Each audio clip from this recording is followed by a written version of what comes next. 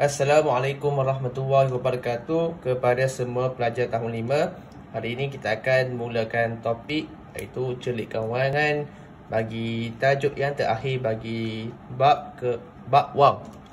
Pelajar diminta untuk melihat ataupun merujuk pada halaman 104 buku matematik tahun 5.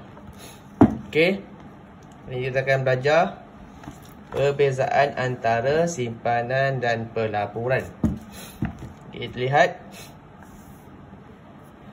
Adik, wah, banyaknya duit abang. Yana pun nak kira. Okay, kita lihat muka surat sebelah. Ayah, kami dah kira duit raya dan duit tabung. Kami nak simpan. Esok kita sama-sama pergi ke bank. Simpan di bank lebih selamat dan akan mendapat faedah. Ayah bertanya kepada pegawai bank, bolehkah tuan bantu akaun apa yang sesuai untuk anak-anak saya? Okey, pegawai bank menjawab apa? Ada akaun simpanan dan akaun pelaburan, encik. Okey. Kita lihat perbezaan antara akaun simpanan dan pelaburan. Okey, akaun simpanan, wang boleh disimpan atau dimasukkan. Okey, common kita tahu. Wang boleh dikeluarkan pada bila masa. Sebagai contoh, apabila kita perlukan duit, kita boleh pergi ke bank ataupun mesin ATM untuk keluarkan duit. Wang pendahuluan simpanan yang sangat rendah. Dapat faedah, kadar faedah antara 1% hingga 2% setahun. Okey, ini akaun simpanan. Pelajar boleh hadam. Okey, berbeza dengan akaun pelaburan. Wang tidak boleh dikeluarkan pada bila-bila masa kerana ada tempoh matang. Tempoh matang ni yang melayakkan seseorang itu mendapat dividen. Nanti boleh keterangkan apa itu dividen. Wang permulaan bergantung pada jenis pelaburan. Untung diberikan sebagai dividen atau bonus. Inilah dividen. Sebab apa? Sebab kita bagi duit untuk bank melabur. Dan kadar keuntungan tinggi dan biasanya lebih 2% setahun. Beza dia tak boleh keluar bila-bila masa. Tapi kalau kita isi dalam bank ataupun dalam akaun simpanan, contoh kita nak keluar duit hari ni, pergi je ke bank ataupun mesin ATM untuk keluarkan duit. Okey. Seterusnya boleh lihat perbezaan antara faedah mudah versus faedah compound. Okey, ini perbezaan antara faedah mudah dan faedah compound. Ibu, kenapa nilai faedah ini berbeza?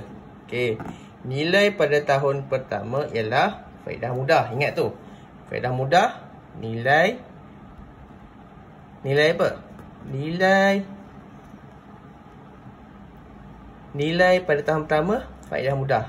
Okey, apabila wang simpan tidak dikeluarkan pada tahun pertama, faedah compound pula diberikan pada tahun kedua. Faedah compound akan diberikan pada tahun kedua apabila kita tak keluarkan duit daripada akaun bank. Tengok. Faedah mudah ialah sejumlah wang yang diterima setelah seseorang menyimpan wang di bank dalam tempoh tertentu. Manakala faedah compound ialah faedah yang diterima daripada wang simpanan dan faedah yang terkumpul setiap tahun. Pada tahun kedua baru kita dapat faedah compound. Tetapi syarat dia, wang apabila simpanan tidak dikeluarkan pada tahun pertama, tak keluar langsung duit pada tahun pertama, akan dapat faedah compound pada tahun kedua. Okay, boleh lihat perbualan antara seorang anak dengan ibunya. Dia kata apa? Okay, ibu, apakah yang berlaku jika wang simpanan dikeluarkan? Contoh, wang simpanan dikeluarkan, apa berlaku? Apabila wang simpanan berkurang, nilai faedah pun akan berkurang. Maksudnya kalau tahun pertama tu dah keluarkan duit, maksudnya faedah dia akan dapat sikit lah.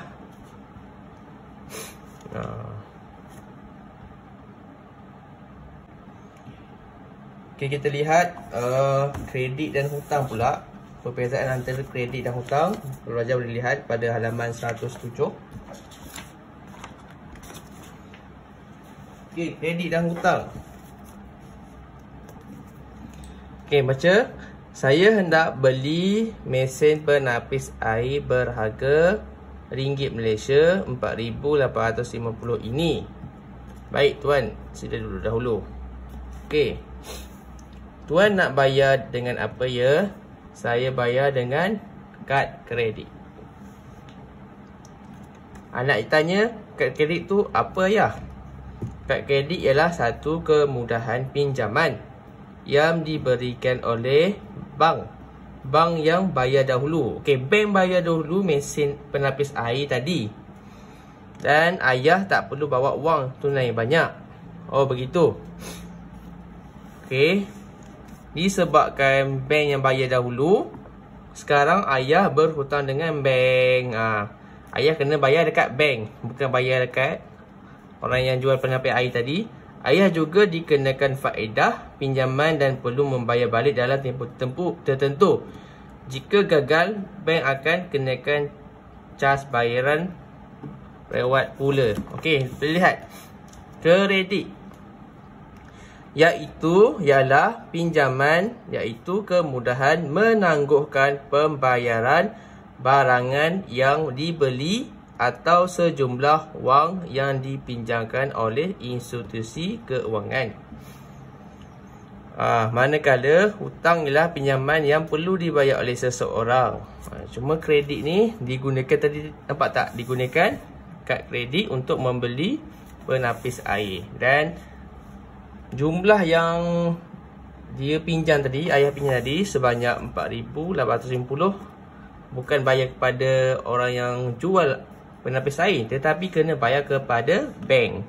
Sebab bank yang dahulukan pembayaran mesin air tadi.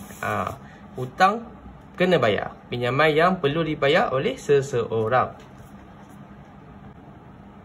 Okey, pelajar boleh lihat contoh yang terakhir, iaitu pembelian secara kredit dan tunai. Apa beza dia beli secara kredit dan tunai? Beza dia, kalau kita beli tunai, iaitu cash, kita tak berhutang dengan sesiapa. Dan apabila kita beli tunai, tidak dikenakan sebarang faedah. Sebab sebagai contoh, muallim beli pensel dengan harga RM1, bayar pun secara tunai ataupun cash, dan tak ada faedah dikenakan. Dan membayar harga asal, sama juga RM1 je bayar. Bayaran penuh menggunakan wang tunai atau kad debit. Kad debit, apa maksud kad debit? Kad bank yang kita ada, kad bank, dia tolak daripada duit dalam bank. Bukan contoh kad kredit tadi. Kad kredit tadi tu, dia tak ada duit pun sebenarnya dalam tu. Dia just swipe kad tu, dan pihak bank yang akan bayar dahulu barang yang dibeli, dan dia akan berhutang dengan bank. Tetapi kalau kad debit, duit dah ada dalam tu. Sebagai contoh ada RM1,000, kita guna RM1,000, ditolak daripada bank. Okey, apa lawan dia? Pembelian secara kredit. Kredit kena berhutang, dikenakan faedah, membayar harga yang lebih daripada asal. Sebagai contoh, kalau beli pensel secara tunai, bayar RM1. Tetapi kalau beli pensel secara kredit, mungkin boleh jadi RM2 ataupun RM3. Dan bayaran menggunakan kad kredit dan ansuran secara bulanan. Dia bayar menggunakan kad kredit dan bayar secara bulan-bulan. Sebagai contoh, kalau dia beli dia beli televisyen secara tunai, tetapi kalau beli secara hutang kena bayar RM129 setiap sebulan selama 12 bulan, iaitu setahun. 120 ni kena bayar setiap bulan sampai setahun. Tetapi kalau beli tunai, bayar secara penuh 1,290 ni. Kena faham perbezaan antara keduanya dan perbezaan antara yang telah Muallim telah explain tadi. Dan itu saja perbincangan mengenai celik kewangan. Pelajar boleh baca balik untuk faham apa maksud simpanan, maksud pelaburan, maksud faedah mudah, faedah compound, antara kredit dan hutang, beli secara tunai dan beri secara kredit. Wallahu alam, itu saja. Terima kasih kerana memberikan perhatian kepada di dalam kelas ini. Assalamualaikum warahmatullahi wabarakatuh.